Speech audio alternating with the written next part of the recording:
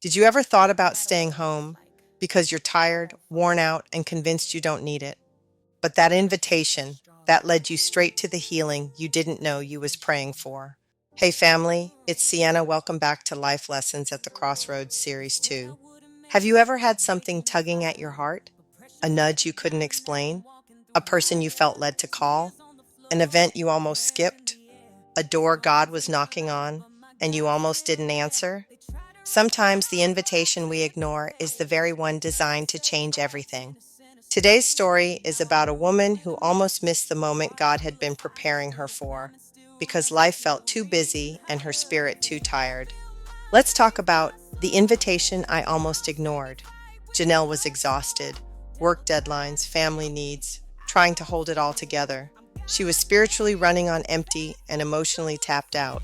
So when a close friend invited her to a local women's gathering, a simple Saturday morning brunch with worship and testimonies, her gut response was, "Girl, I love you, but I don't have it in me today."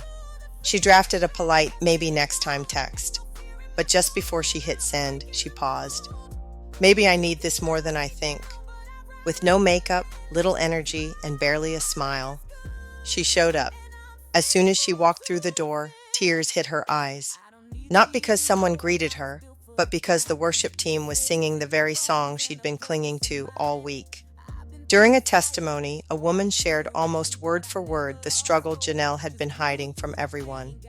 Then a leader said something simple but sacred. Sometimes the healing isn't in the invitation, it's in your response to it. Right then, Janelle knew God had set this moment up just for her. She almost missed it, but grace reached her anyway. Let's reflect on Janelle's story. There are moments when God gently knocks, not loud, not forceful, just steady. And sometimes we're too overwhelmed to open the door. But Revelation 3:20 reminds us, "Here I am, I stand at the door and knock. If anyone hears my voice and opens the door, I will come in." Janelle's story reminds us that the blessing isn't always in the big miracles.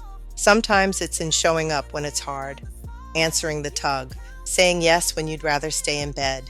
You never know what God has waiting on the other side of that small obedience. So this week, listen closely. Watch for the invitation. Don't ignore the gentle nudge. It just might lead to your breakthrough. And until next time, keep walking, keep trusting, and keep opening the door at the crossroads.